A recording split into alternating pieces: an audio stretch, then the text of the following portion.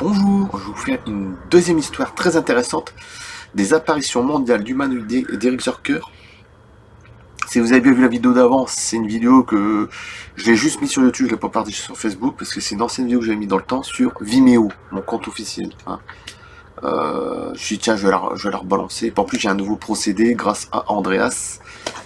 Voilà, c'est grâce à Andreas, c'est celui qui fait des livres comme ça, je veux dire. Et grâce à ce procédé-là, je peux la télécharger plus vite, les couleurs sont un peu plus belles et le son est surtout bien meilleur.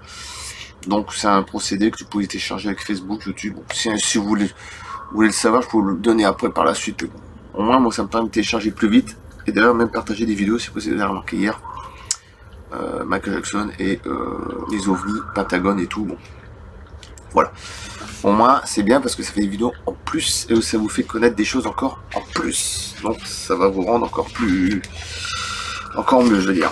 Alors là, j'ai une histoire intéressante. Alors, pas d'image, mais je voulais le lire. Avant, voilà. Eric Zucker, les apparitions mondiales d'humanoïdes d'Eric Zucker. Alors, ce livre est sorti à peu près il y a un an. Oui. D'ailleurs, on en parle sur YouTube avec Gilles Thomas. Vous allez le trouver au Rémi Fouchereau, vous allez le trouver de toute façon. Au DHTV, je crois que c'est ça, si je me trompe pas. Oui. Eric Zucker.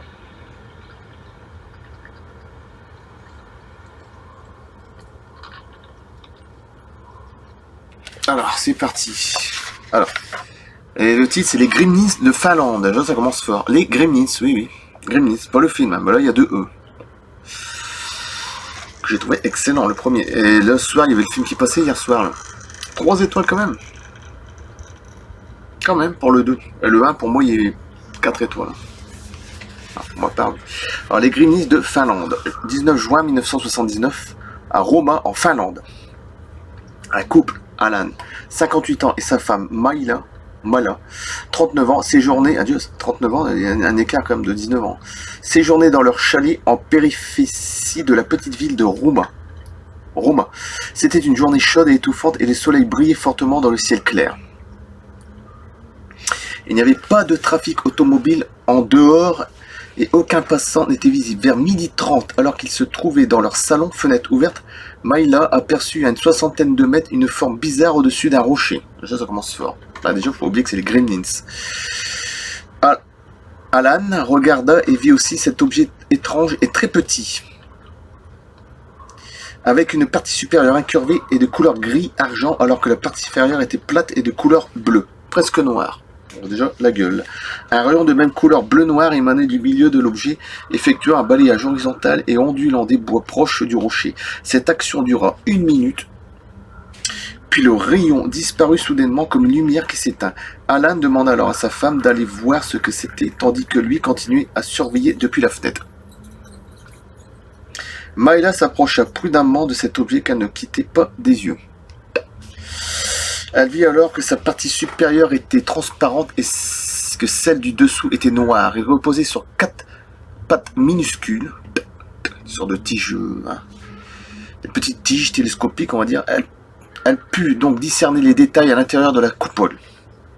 Ce qui la choqua le plus fut d'apercevoir 2 créatures minuscules qui se tenaient assises sur des sortes de chaises. 2 créatures minuscules, bien entendu. Donc c'est une petite soucoupe volante. La créature la plus proche d'elle tenait dans sa main un instrument qu'elle qualifia de gadget.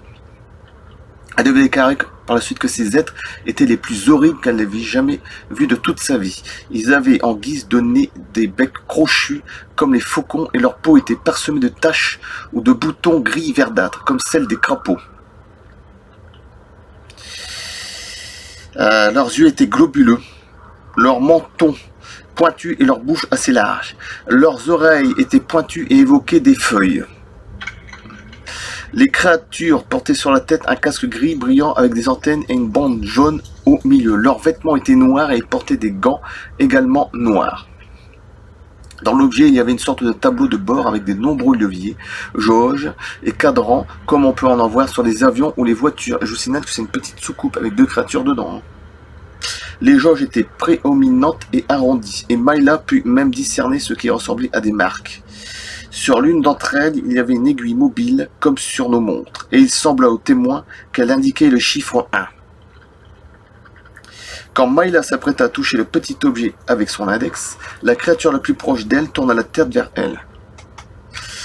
Il lui jeta un regard mauvais et fit des gestes à la main gauche. La main gauche, c'est-à-dire la mienne, ici. À ce moment, elle éprouva comme de l'électricité dans les yeux et se retrouva momentanément aveuglée et sidérée. Hypnotisée, on va dire, hypnotisée. L'objet décolla immédiatement vers la gauche, en émettant un sifflement et disparut. Myla retourna au chalet et éprouva des problèmes oculaires pendant plusieurs heures. Donc déjà, il y a eu contact physique et tout. Et puis, même très dangereux.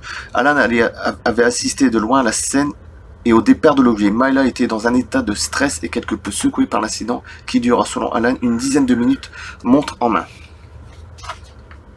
Elle raconta par la suite aux enquêteurs que ce qui l'avait le plus choqué était le regard que la créature lui avait jeté quand elle avait tenté de le toucher, l'objet. Elle craignait également des cauchemars récurrents, mais dans l'ensemble, l'observation ne laissait pas trop de traces psychologiques, et heureusement.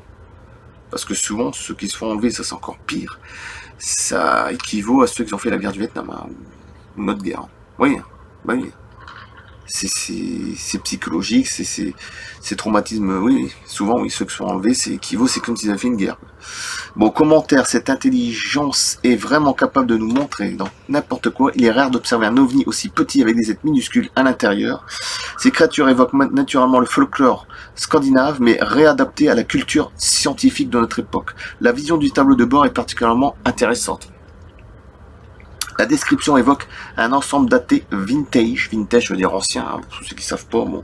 On pense aux voitures anglaises de marque des années 50 ou 60, c'est ça. Enfin, c'est un nouveau truc, c'est un langage vintage, bon, avant ça n'existait pas. Hein, mettre la main sur un ovni est toujours un exercice dangereux et de nombreux témoignages sont là pour l'attester, mais ça faut surtout pas faire.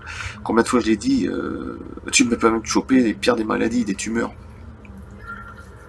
Cette intelligence nous montre quelque chose, mais pas tout. Je me montre ostensiblement et puis je m'échappe. Le scénario est invariable et absurde de notre point de vue. Si Myla avait été seule, on aurait crié à l'hallucination. Son mari a confirmé la scène, bien qu'il fût trop loin pour apercevoir les êtres. Il ne restait donc qu'un seul choix. A. Les témoins ont tout inventé. B. Cela s'est bien passé comme ils le disent. Mais dans ce cas, le précipice s'ouvre. Les détails observés laissent également rêveur. Ce cas est celle possiblement d'une anomalie supplémentaire, celle de l'effet télescope.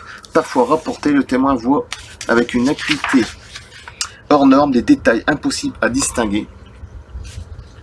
Normalement, formuler une hypothèse sur ce sujet est difficile. On peut saupoudrer une forme d'interaction psychique. Le phénomène jouerait sur la conscience du témoin et provoquerait l'éruption d'une forme de réalité virtuelle. Mais de toute façon, je ne pense pas qu'ils ont rêvé. Puis plusieurs pour raconter des histoires pareilles, ils n'ont pas écrit de livre, ils n'ont rien fait. Quel est l'intérêt de raconter des trucs pareils? Des petites soucoupes volantes, c'est pas nouveau. Hein. Il y avait un très beau film une fois comme ça, c'était...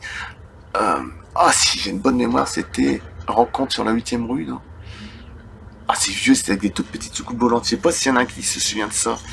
La 8ème rue, un truc comme ça, des ovnis, la 8ème rue, je ne sais plus. Mais ça date, hein, on a 30 balais. 8ème rue, c'est des tout petits ovnis, c'était marrant. Mais c'est pas nouveau, les tout petits ovnis, hein, ça existe. Hein. Bon, ça... Les Gremlins de Finlande. 19 juin 79 en Finlande. Voilà, c'est ce que je vais mettre comme titre. Voilà, du coup j'en prends ce livre-là qui est une véritable petite bombe. Voilà. La prochaine fois, je ne sais pas ce que je dirai. Parce que j'avais tout effacé à l'époque. Et sur le site Vimeo, il n'y a que 3 vidéos. Donc les autres, j'ai sûrement les télécharger, il en reste 2. Et après, toutes les autres, ça sera pratiquement des nouvelles que vous n'aurez jamais entendues. Ou alors si vous l'avez entendu, c'était il y a au moins une bonne année. Mais maintenant, il y en a beaucoup qui n'ont pas vu les vidéos. Hein, ça, forcément. Donc je coupe là. Merci. Et à bientôt. Et magnifique pour ce nouveau procédé. Merci Andreas pour télécharger des vidéos. Ça va beaucoup plus vite.